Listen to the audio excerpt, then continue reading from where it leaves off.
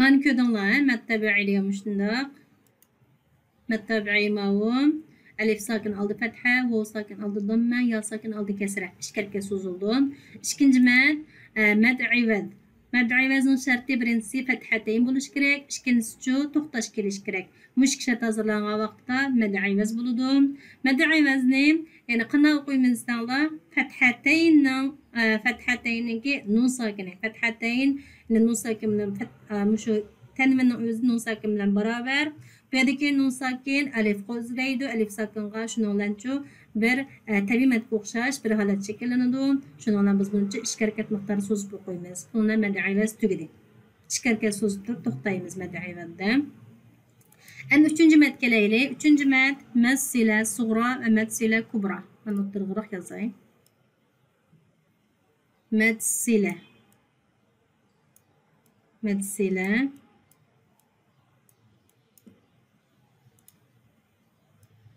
Matsila. Matsila qancha bo'lindi? Matsila degan nima degan gap desak, matsila degan bir ha. Buchu almash ha. Almashib keladigan 3-chi shaxs erlik, birlik, bildiradigan bir almash. Buning harakati nima? Ya damma, ya kumsa kasra. Mushu ha. Bu hadan ilgari oldida bir harf bor. Buning harakati bor. Dam fathalik, dammalik yoki kasralik. Keyinda bir harf bor. Buning harakatlik. Dammalik, fathalik yoki kasralik. Sakinlik bo'lmasi kerak. Ya'niki oldi keyini sakinlik bo'lmasi kerak. Bu chog'da biz nima deymiz bu yerda madsila shakllanadi. Ha o'zi ya dammalik yoki kasralik. Keyinda nima bo'ldi? Ya bu sag'ira bo'ldi ya sag'ira bo'ldi. Ikkinchi shartchi oldi keyini harakatlik, sakinlik bo'lmasi kerak. İki şart bor. Bundan keyin madsila shakllanadi. Madsila o'zidan madsila sug'ra yoki madsila kubra deb ikkiga bo'linadi. Madsila kubra deb ikkiga bo'linadi. Madsila sug'ra bo'lish uchun qanday bo'lish kerak? Hadan keyin hamzadan boshqa harf bo'lish kerak. Hamzadan boshqa harf bo'lish kerak. Hamzadan boshqa harf kelish kerak, boshqa harakat kelib kelish kerak. Madsila kubra bo'lish uchun hadan keyingi harfchi hamza bo'lish kerak. Hamziniki qaysi shaklda bo'lsin, hamza bo'lish kerak. O'tirda boshqa harf yo'q, cho'qim hamzadan keyin hadan keyin bir hamza kelish kerak. Bu hamza cho'qim harakatlik. Fathalik yoki dammalik yoki kasralik bir hamza keladi. Hamza zaten harakatli bo'ldi. Mush vaqtda masala kubra bo'ladi. Endi masala sug'ra qancha harakat so'zildi? 2 harakat so'zildi. Mana 2 harakat so'zildi. Masala kubrachi 4 yoki 5 harakat so'zildi. 4 yoki 5 harakat so'zildi. Buningki mohiyati nimaga o'xshaydi? Avon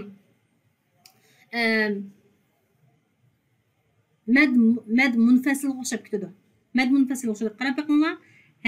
Ha keldi keyindan bir masalan vav sag'ira kelsin bu tabiiy madga o'xshaydi shundan. Tabiiy madga o'xshaydi. Tabiiy maddan keyin bir hamza kelib qolsa, ikki so'z kelib qolsa bu nimaga o'xshaydiki bu?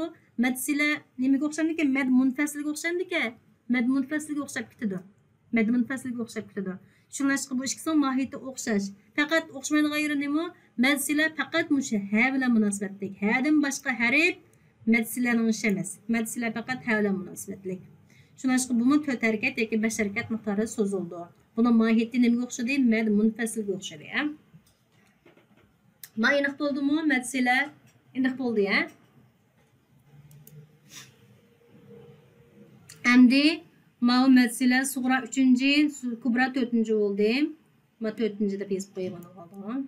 4-chi ma. Endi 5-chi mad kelaylik. 5-chi mad nima? Mad muttasil. Mad muttasil bilan mad munfasilni biroq yozamdi. 5-chi va 6-chi qilib ikkisini biroq yozaylik. Silishtirish oson bo'lsin uchun. Mad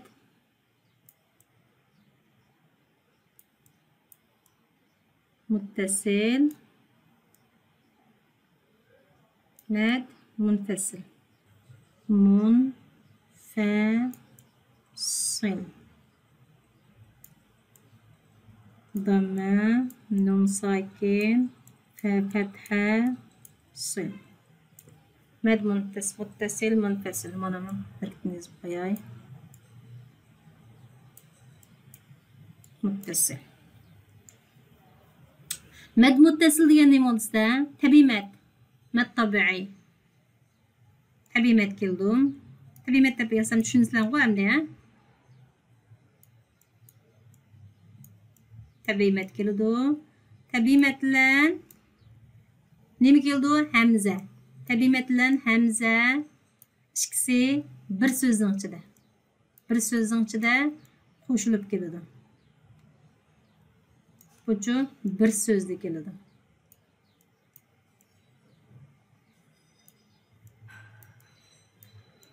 Bir so'zda keladi. Bu chog'da bu nima bo'ldi? Mad muttasil bo'ldi. Tabiiy mad degan alif yoki bo'lmasa vo yoki bo'lmasa ya shundaqmi? Yoki ya. Bu tabiiy mad bilan al hamza bir so'zning ichida qo'shilib keladi. Bu mad muttasil deb ataladi. Buning so'zish miqdorichi 4 harakat yoki bo'lmasa 5 harakat. 5 harakat. Mad munfasilchi desanglar, tabiiy mad keladi.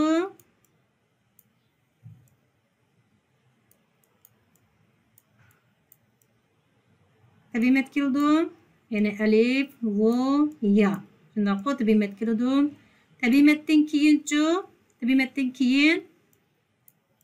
maddan keyin bir bo'shliq bor. Nimba? Undan keyin hamza keladi. Ayrim ikki so'zning ichida keladi. Tabiiy mad bilan hamza ayrim so'zda keladi.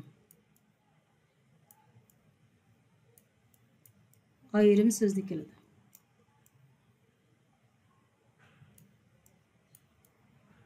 Ayrim so'zda keladi. Bu mad munfasil deb ataladi. Bu chu qancha harakat so'zildi? Bu 4 harakat yoki 5 harakat so'zildi. 4 harakat yoki 5 harakat so'zildi. Buningki o'xshash qanaqki tabiiy maddan hamza keldi ekan, ham so'zish miqdori o'xshash ekan. O'xshash yeri shu. O'xshamaydigan yeri nima bo'lsa, tabiiy mad muttasil, tabiiy mad bilan hamza bir so'zning ichida keladi. Mad munfasilchi tabiiy mad bilan hamza ayrim ikki so'zning ichida keladi. Endi keyingiga o'taylik. 7-chi mad nima? Mad badal, shundaqmi? 7-chi mad badal. Mad badal. Mad badal degan nima desa, masalan, demaga o'xshash. Demaga o'xshash, shunday kalimalar. Bitta misolda tushuntiray. Buningki aslisi nima desa, demadi. Mavu hamzati. Sakinlik hamza. Demadi. Aslisi demadi. Mushunga o'xshash arabchadan nurg'un kalimalar bor. Ya'ni hamzadan keyin hamza kelgan. Nimadan keyin nima kelibdi? Hamzadan keyin hamza kelgan nurg'un kalimalar bor. Shuning bilan fathaga masalan oldidagi harakatda fatha bo'lsa nimaga o'zgartibdi? Fatha bo'lsa alifga, dammi bo'lsa vovga, agarda kasrali ko'p qolsa, uni yog' o'zgartib, shuning bilan shunday kalimalarni masalan adamaga, ya'ni shunday nurg'un o'zgargan kalimalar bor. O'zgartib o'tgan. Ammo Qur'on Karimda hammasi adama shaklida yozilgan. Amanu masalan amanu tasilsi bu amanu deb yozilgan. Ushbucha biz tabiiy matbucha yozilgan. Qanday o'qiymiz? Tabiiy matbucha biz normal ishki harakat miqdori so'zib o'qiyversak bo'ladi. Ituni degan kalima. Bu hamza. Ituni degan kalima. Mushuni o'qigan chog'da ituni deb o'qimaymiz, balki ikkinchi hamzani-chi biz oldi kasralik bo'g'ishqa yog' o'zgartib qarang. Ituni deb o'qiymiz. Yog' o'zgartib ituni deb o'qiymiz. Mushkilimga diqqat qiling. Qur'on Karimda 7-chi matn tugadan tushungan bo'lsang 8ga o'taylik. Savol bormi, to'g'riliq? Savol yo'qmi deyman. 8-si mad ariz lissukun.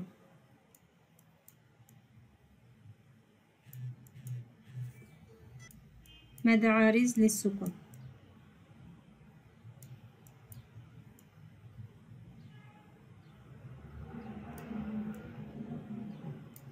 Mad ariz lissukun. Mad ariz lissukun qanday vaqt bo'ldi desanglar, birinchi job tabimat keldi.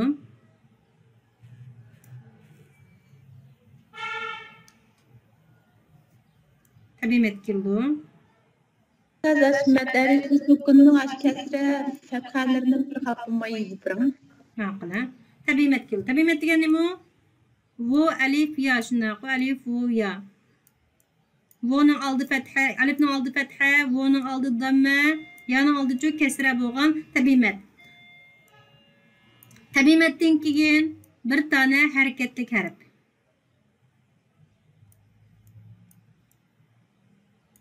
Hareketli harf keldi.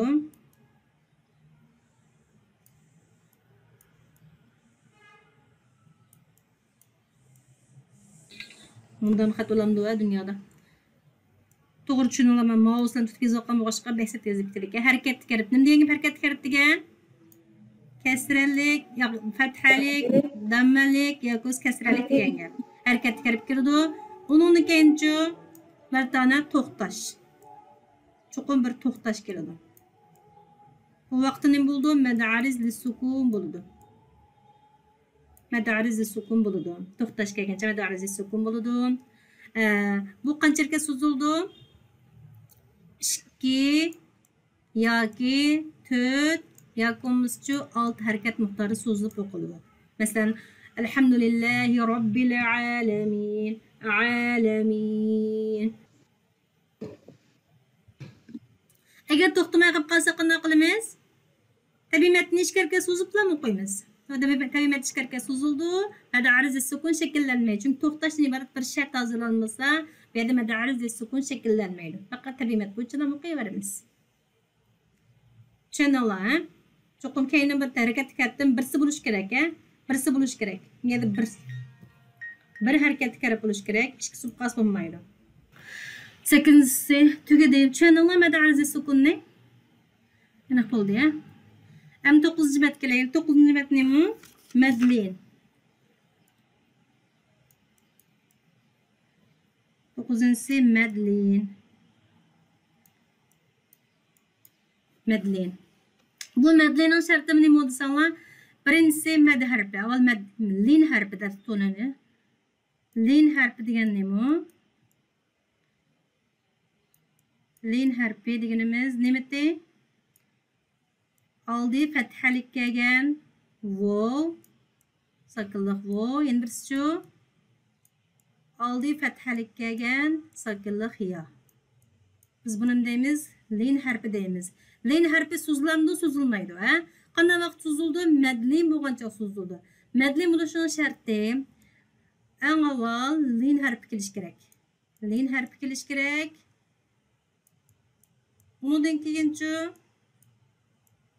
Undan keyin bir harakat kirib kelish kerak. Harakat kiribdan cho'qim birsi bo'lish kerak. Harakatli harf.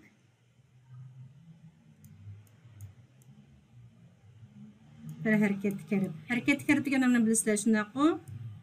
Damma, fatha yoki kasra. Bir harakat kirib kelish kerak.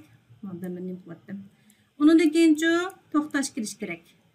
Mushu 3 shartning birisi bo'lmay qolib qolsa, madlin shakllanadi, shakllanmaydi. Suzish shakllanadi, shakllanmaydi. Cho'qim 3 shartningki hammasi bir vaqtda hozirlangan vaqtida, andan keyin madlin shakllanib, qanchaga suzildi? 2 harakat yoki 4 harakat yoki 6 harakat suzildi. Bu cho'qim 3 shartning hammasi hozirlanish kerak. Biz qilib qolsa, madlin shakllanmaydi. Buni bildinglar? Undan so'ng 10-si mad lazım. Mad lazım. Mad lazımning darsini jiq takror qildik-ku deyman inshaalloh. Mad lazım. Qancha bo'ladi mad lazım? Kalimi va harfi deb ikkiga bo'linadi. Kalimi va harfi deb ikkiga bo'linadi. Mad lazım degan gap tabimatdan keyin mat tabiiyden keyin to'xtagan chaqdimi yoki bo'lmasa mat tabiiyden keyin lam to'xtagan chaqdimi yoki ulab o'qigan chaqdan bo'ladigan bir sakin kirish kerak. Bir sakin kelsa biz buni mat lozim deymiz. Mat lozim deymiz. Kelimeler kelsa mat lozim kelime deymiz. Harflar kelsa mat lozim harfi deymiz. Her ikisini o'z oldiga qanchaga bo'linadi? 2 ga bo'linadi. Musaqqal ve muhaffaf deb 2 ga bo'linadi. Musaqqal degani deb tushunamiz. Musaqqal degani shadda deb tushunamiz. Tashdid. Yana birisi muhaffaf. Muhaffaf degani deb tushunamiz. Sakin deb tushunsanlar bo'ldi. Muhaffaf deganimizcha sakin. Muhaffaf. Yani teşeddü var. Mam şundak musaqqal. Sen nerede kaldığımı xatım yazamıyorum. Muhaffaf degani mu sakin, ha? Sakin.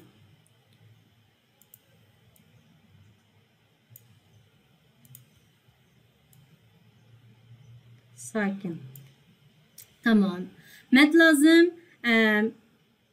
Yani tabi metten keyin tabi metni qanday ifodalaydi? Alif vo ya deb ifodalaydi. Alif vo ya. Tabi metten keyin shaddi kelib qolsa, keyindan shaddi kelib qolsa, biz buni deymiz? Mad lozim kalimi musaqqal deymiz. Mad lozim kalimi musaqqal deymiz. Bunga bir deb ism qo'yay. Agarda shu alif vo yadan keyin shaddi kelmay sakin kelib qolsa nima bo'ladi? Mad lozim kalimi muhaffaf bo'ldi. Buningga 2 deylik. Bu 2 bo'lganga faqat birli so'z bor. Qaysi? Al-ana.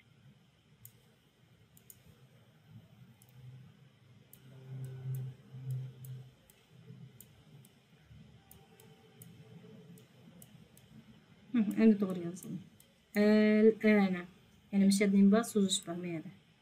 So'zish belgisi. Bu faqat birli kalima bor. Endi mad lozim harfi degan masalan alif lam mim deganga o'xshash harflarda mad lozim hanim bu kalim harfi bo'ladi. Masalan buni qanday yozamiz? Lam mim deb o'qilishi bo'yicha yozamiz. Agarda mavlam birinchisi sakin, mau kasralik. Bu yerda nima shakllanadi? Bir shadda shakllanadi. Yani tabi metden keyin alif sakin aldık fatha ma tabi metden keyin shaddi kelib qolsa biz buni deymiz? Mad lozim kalimi musaqqal deymiz. Buni 3 deb ism qo'yay.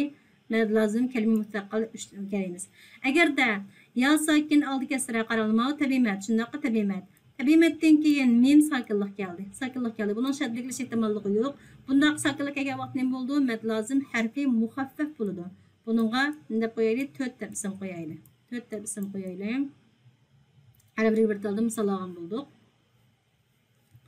Mad lozimning qoidasi shunchalik. Buni mesela belki qisqartib o'tdim. O'tgan soat darslarimiz bu mad lozimni men tafsiliy yozib tushuntirib qo'ygan sizlarga. Esinglarda bo'lsa. Mana mad lozim yer ekan.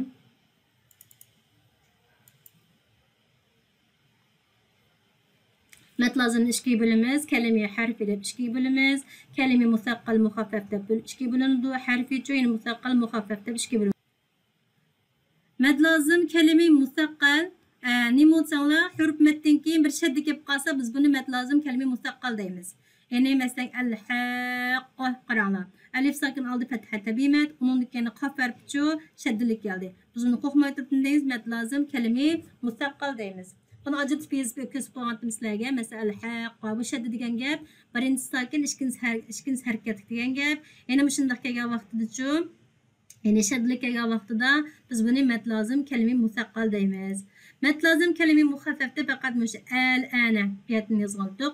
Mush birlik kalima bor. Yani tabimatdan keyin sakin keldi. Yani ulab o'qigan chaqdimi, to'xtagan chaqdimi qilib borgan sakin bu deymiz buni mad lozim kalimi muhaffaf deymiz. Qur'on Karim faqat mush birlik kalim bor. Mad lozim harfi musaqqal. Mad lozim harfi yani alif lam mim misal keltiribmiz yana abiyatni degandek. Lam alif sakin aldı fatha Tabimat onun keyninden mim sakin geldi. Mim sakin geldi. Onun keynini qarasaqlar yana bir hareketlik mim bor ekan. Birinci sakin, birinci hareket sakin, ikkinchi bir o'xshash harfniki birinchi harakatda sakin, ikkinchi harakatda kasr bo'lib qolsa, biz buni shadd bilan barobar deb qaraymiz. Shadd bilan barobar deb qaraymiz. Buning uchun shaddlik o'qishga bo'ladi. Ya'ni qanday yozishga bo'ladi? Masalan, la mim deb mimni bir tal yozib, bir tal shadd qo'yib, bunday yozsaqmi to'g'ri bo'ladi. Shuning bu chaqda nima bo'ldi? Bu yerda bir shadd shakllandi. Bu ya'ni birinchi lamni qandaymiz? Mat lozim harfi musaqqal deb ataymiz. Endi mim kelgan chaqda biyatin degandek, bu keyindagi mim uchun sakinlik keldi.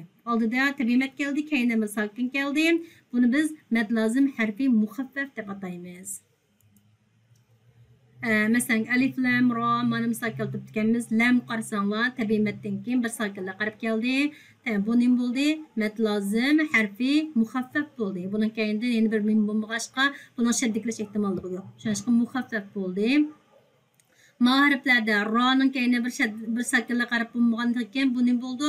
Bu yerda mat lozim shakllanmaydi. Bu faqat tabimat ishkarga so'ziladi. Soat qasaqmı alif sakin aldı fatha tabimat. Onun keyninden dal sakinlik kepti. Yani bu yerda mu nima bo'libdi? Mat lozim harfi muxaffaf shakllanibdi. Mahu kaf ha ya ayn sad. Mana bu biz misal keltirgan ekanmiz. Kaf qaranglar alif sakin aldı fatha tabimat. Onun keyninden bir sakinlik qarab keldi. Mat lozim kalima muxaffaf bo'ldi. Haga qarasaq hachu ishkarga so'zilgan tabimat. Ya şunda ayn qarasanglar ayn. Son ovoz chiqadi. Ya sakin aldı fatha. Bu nima bu? Ya sakin aldı fatha. Bu lin harfi. Shundaqo bu lin harfi. Lin harfi. Lin harfidan keyin bir harakat kirib ketdi. Ayn. Bir harakat kirib ketdi. Yana bu to'xtagancha sakin ketdi. Undan keyin to'xtash ketdi. Bu yer nima shakllandi? Madlin shakllandi. Madlin shakllandi. Şans bu yerda ayn qajarga suzildi, alt tarafga suzib qo'yamiz bu yerda. Sod qarasanglarmi tabimatdan keyin bir sakinlik qarab ketdi. Mat lozim harfi muxaffaf bo'ldi. Bu mat lozim emas. Bu madlin. Musaqqal muxaffafning yozilishini bu yerda undan yozib qo'yib ekanmiz. Shuning bilan mat lozimniki qoidasi shundan tugabdi.